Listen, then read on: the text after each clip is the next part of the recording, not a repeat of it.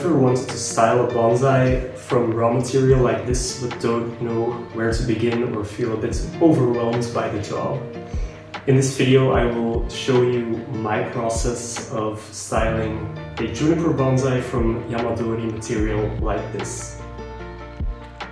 One of the first things to consider when working on trees is the health. I think this is the most important aspect of all, because you can't work on a half-dead or an unhealthy tree.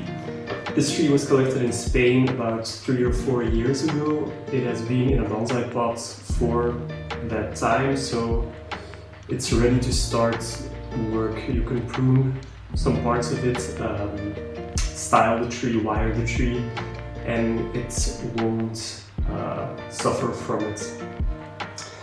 A few things to consider is the growing tips. On this tree you see elongated growing tips, which is a sign of good health, and the foliage is pretty dark green. So if it were yellow or pale in color, then I would probably not do anything on it. Just fertilize it, maybe repot it, and get it in a good health before you start pruning or wiring the tree.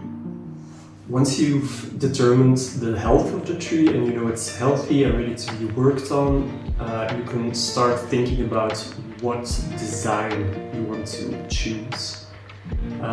One very important thing to keep in mind is the species. So this is a juniper, a Sabina juniper.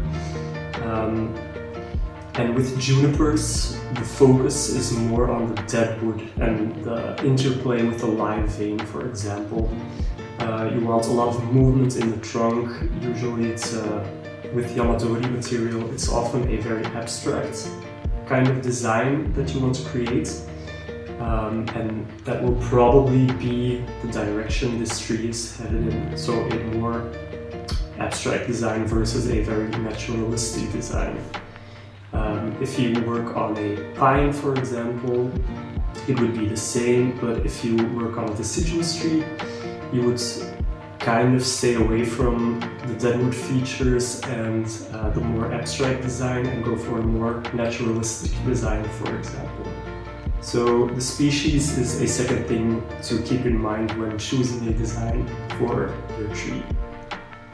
The next step in the design process for me is looking at the trunk.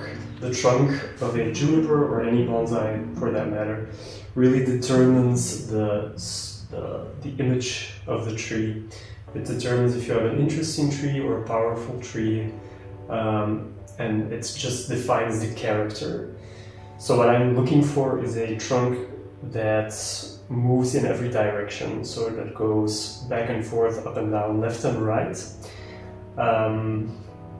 And you can just turn the tree around and look for the best possible front of the tree. So I'm just going to turn it around. Starting from here, I really like this as a front, but maybe there's another front hidden in the tree, so let's take a look.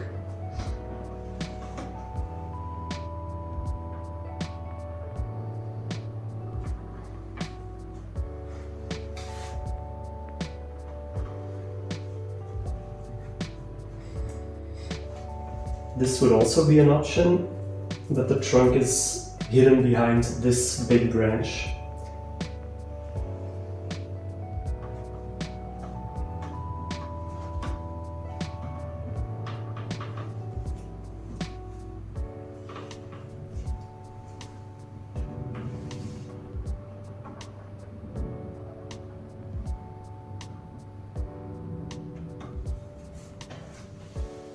Once you've assessed the trunk from all sides and you've chosen a front you really like, you can start examining the branches as well.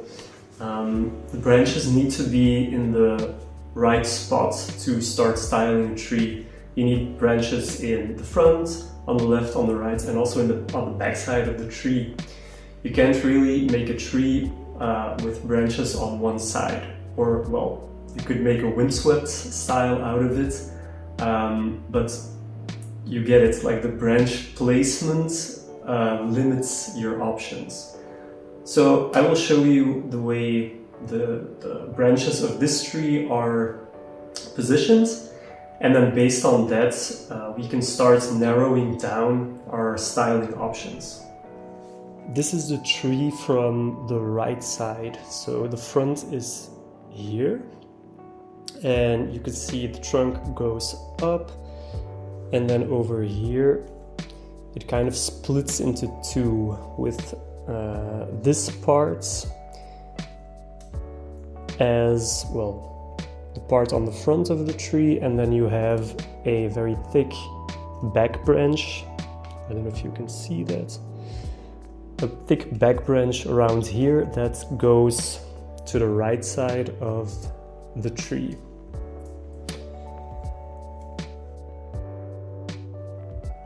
Then further down this side of the tree we have a couple of branches that extend far out on the left side of this tree. I don't know if you can use those branches because they're pretty far off to the left side, and like the most interesting part of this tree is this shari, so this trunk, well, the main trunk obviously. So I would like to have a lot of the foliage close to the trunk. After assessing the branch structure of this tree, I think this would be a really cool design option. I've tilted the tree up and, well, to show off the trunk and the live line and the deadwood. And the back branch that I showed you earlier, that goes back to the right, could be an interesting way to frame the trunk and to create a very dynamic design, with the trunk going to the left and then one branch a bit longer to the right. It's something that you often see with junipers in a slanting style. This part I can use easily to create the apex, and then probably these long branches will have to go. But I think this is one of the possible designs for this tree. So the next step is to clean up the tree. With junipers I usually work on the deadwood first. So I clean up the shari, the existing gins, and I just use a metal brush for that. I will show you later. And I usually also clean up the live vein as well. Alright, let's start. For cleaning up the deadwood, I usually use a steel wire brush like this. You can see the deadwood is very gray and there's a lot of dirt that has accumulated over the years. And by just brushing it like this, you can get off like the fine layer that sits at the top.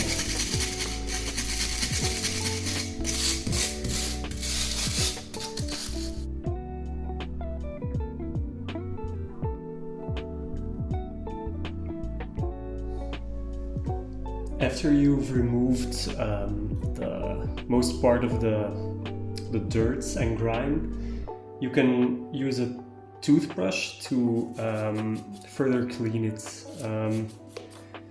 You just wet the toothbrush and go over the deadwood like this. And it won't be super clean or white, but well, it removes another layer of, well, dirt and grime.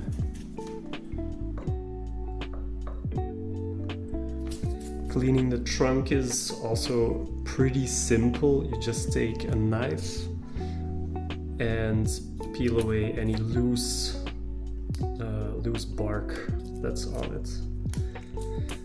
Some people like to clean the whole trunk and like so that it's pretty smooth. But I like, well, a bit of a texture on the trunk, so I don't really clean it very thoroughly. There are even people who use sanding paper, is that the right word? And like sand the trunk. It becomes really nice and red if you do that, but it also makes it very, well, flat, and in my opinion it lacks a bit of texture that way. So it may be a bit hard to see because the dead wood is pretty dark because it's wet, but sometimes there's like flaky bark growing over the dead wood.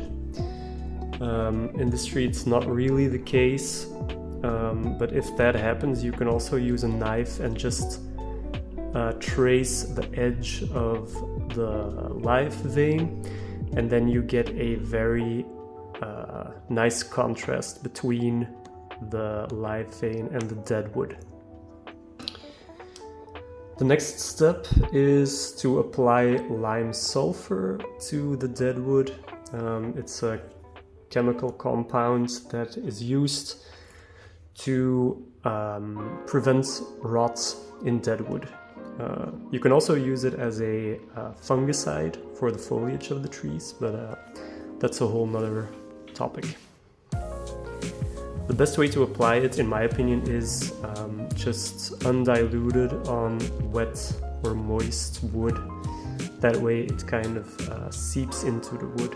If you apply it when the wood is dry, it will just run off and, well, you get a very gray layer on top of the dead wood instead of inside the wood.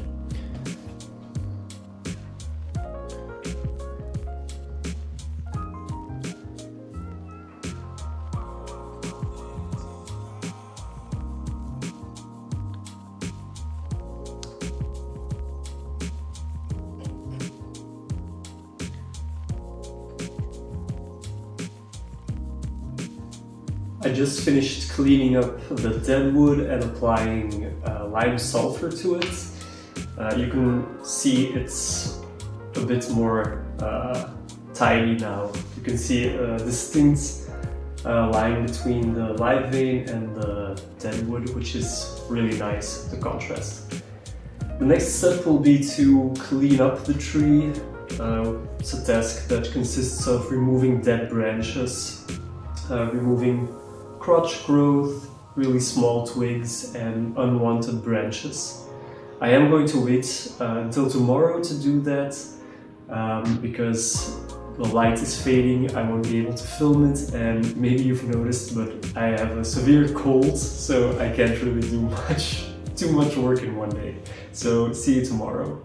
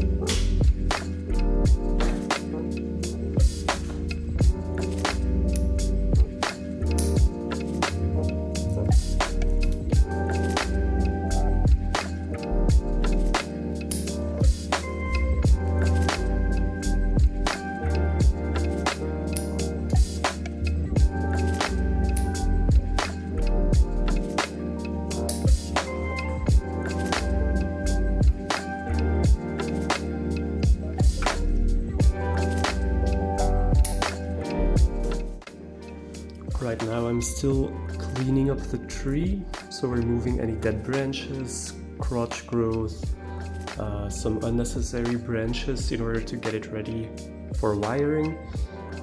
This is the apex, or will be the apex, and as you can see, this is the view from the side. The apex is coming to the front a little bit too much, so I wanna move it to the back, but there's some chins here that are in the way, so I will have to remove some of this dead wood to be able to bend it backwards. I will also wrap it in raffia to protect the bark, so I won't lose this very important branch.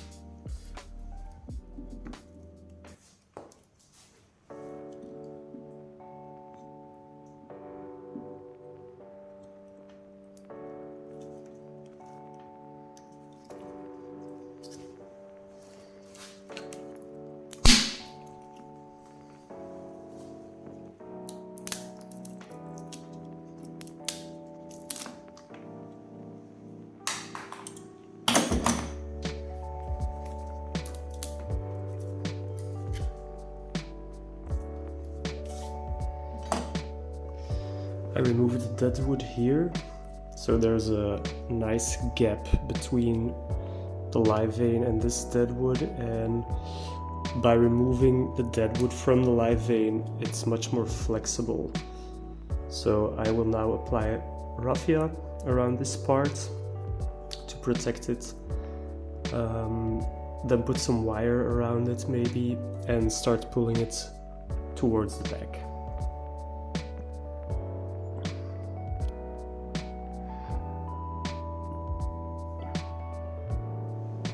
I already started putting some branches in position.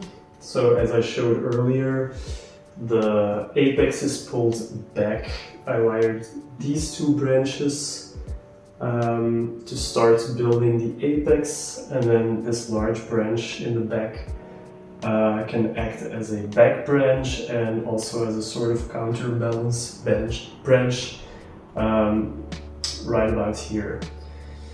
I think I have enough branches to start filling in the negative space over here, but maybe in the end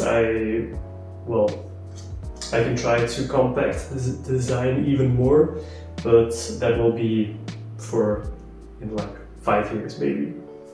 The next step will be to select one of these branches that's going back to the right of the tree and pull it forward a bit to cover this negative space and create a sort of a tension between the trunk going to the left and that one drop branch to the right.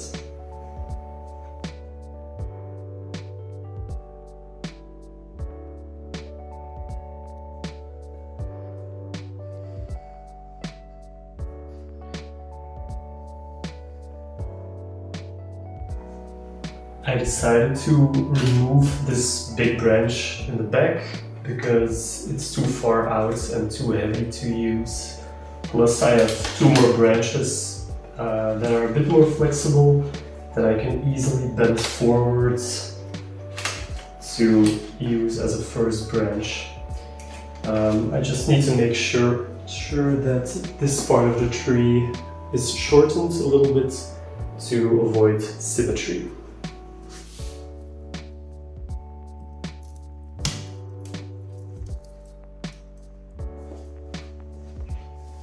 You can see the tree starting to change a lot. So I removed the back branch and made a gin out of it.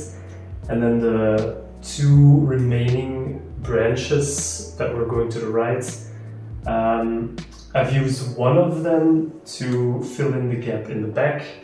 And the other one, this one, is the main, or the first branch, like the sort of the focal point of the tree. I also pushed this branch a little further to the back to further complement this branch and that movement to the right. You can see that this part is still unwired and unpruned, so I will have to remove some foliage here in order to create more balance in the tree. This branch will probably have to drop a little bit further, and then in the end I will wire everything and start putting everything into place, because this is still a very rough structure.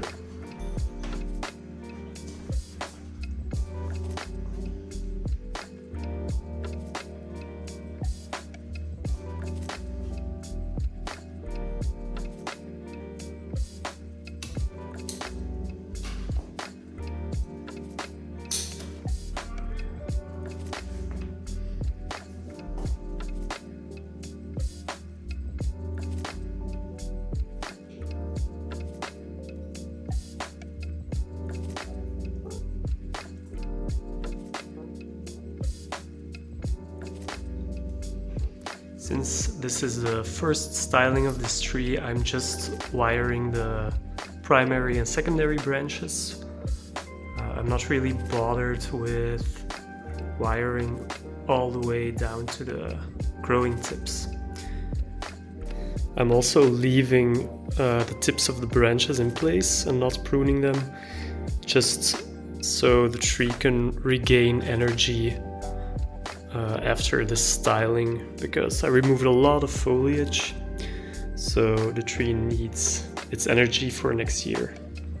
I think I'm about halfway done wiring the tree. I'm not detail wiring it yet because it's just first styling, so it's going to be a bit rough. I'm happy that I have enough back branches to close in the design. All I've got to do now is wire the apex and this counterbalance branch.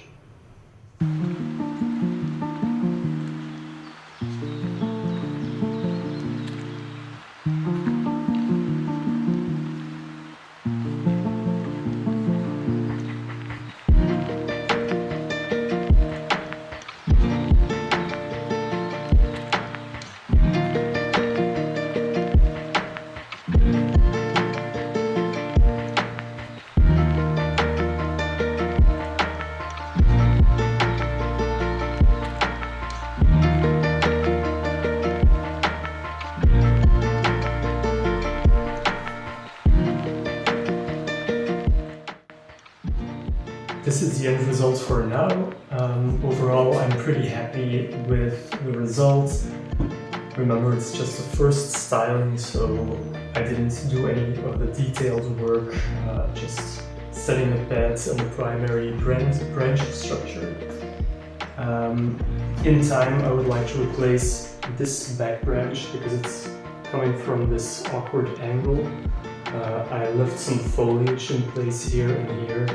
So in time, I think I can just replace this bed with young, new foliage. As you can see, the tree is also very wide, so that's not ideal, but for now it's okay.